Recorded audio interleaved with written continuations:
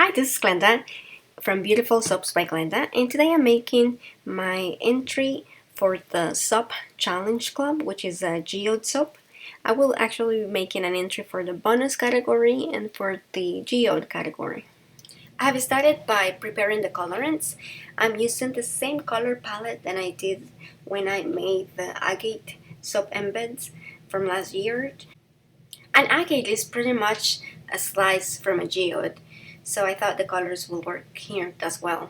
I will include a link below to the recipe and also to the colorants that I'm using in case you want to see where I got them from. I like to disperse the colorants in olive oil prior so that they will be easier to mix with the soap. Because I will not be using the stick blender to disperse the colorants, I will just stir them in. For fragrance, I will be using Cucumber Melon from Nurture Soap. It smells really good. And I'm going to measure what I need for this recipe.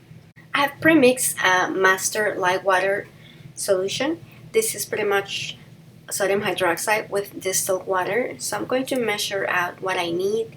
And because this is a 40% light concentration, I am going to add extra distilled water to help prevent the soap misbehaving, or to keep it more fluid, or so I thought. I actually think I could have skipped this step with my recipe.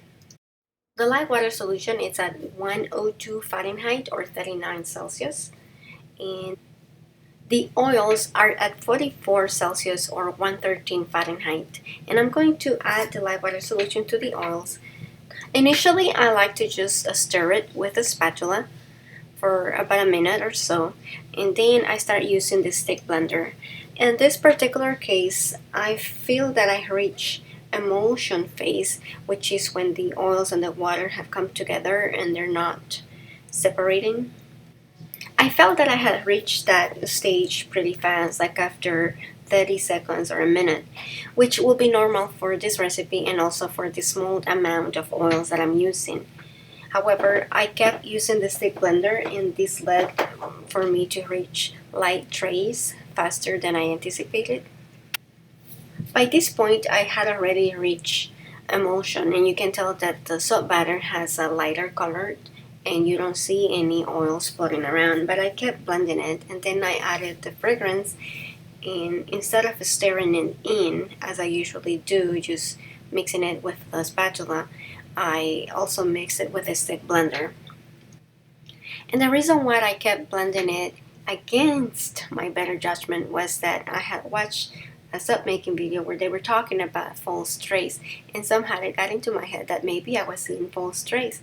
And so just to make sure, I kept blending, even though later I regretted it. I divided the mix into all the containers with each colored.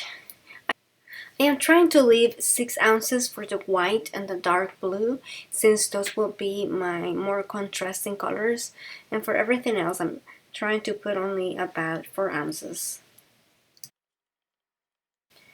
I'm also mixing some gold and viral glitter with oil for a mica drizzle.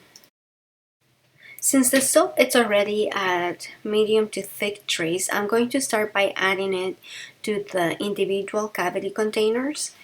These have some salt that has been colored with some mica and glitter.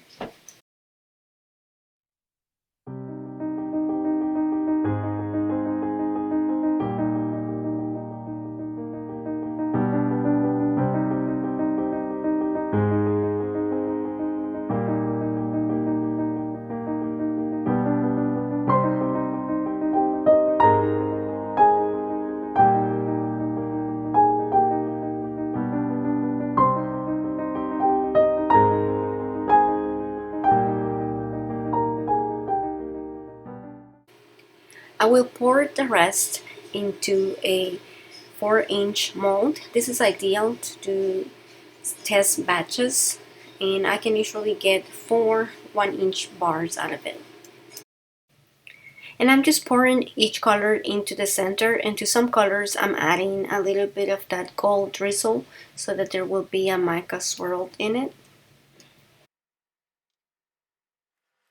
Once I was done pour in all of the colors. I waited a little bit for it to thicken out more, and once it felt it was somewhat thick, I started scraping with a round disc until I felt that I had a round concave shape inside.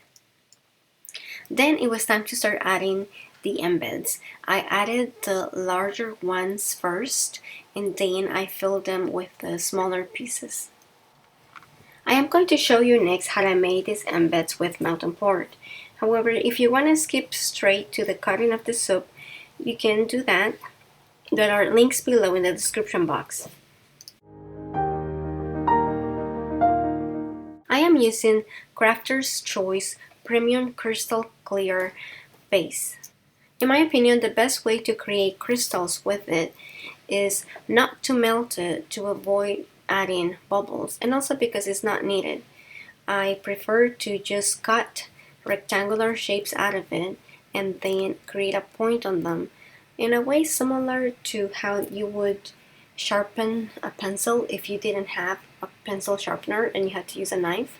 So I'm just cutting angles and trying to get a pointy tip. Then with an X-Acto knife, I also added some incisions, and this is just to give it that look that some crystals seem to have, similar to how I made the rose quartz a while back. I will be using the small pieces that are falling off as a filler in the final soap. I prefer to color my soap crystals with mica on the bottom part of them. I find that this helps them remain transparent, and it helps to add a more realistic effect. This is similar to how I made my emerald embeds for the Wizard of Oz soap. After 36 hours, they were ready to come out of the mold. Two of the soap bars did have that inverted crater effect. However, the remaining two did not. Yet they still look cool somehow.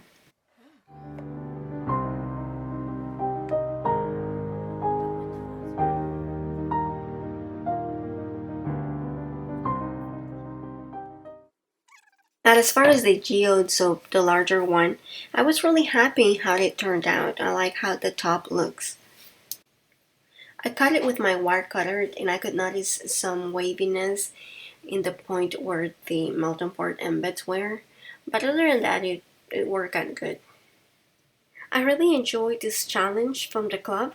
If you want more information on how to participate in the next one, I'm going to include a link to their website below. And as for me, thank you for joining me. If you want to subscribe, you're welcome to do that. And I'll see you next time. Bye.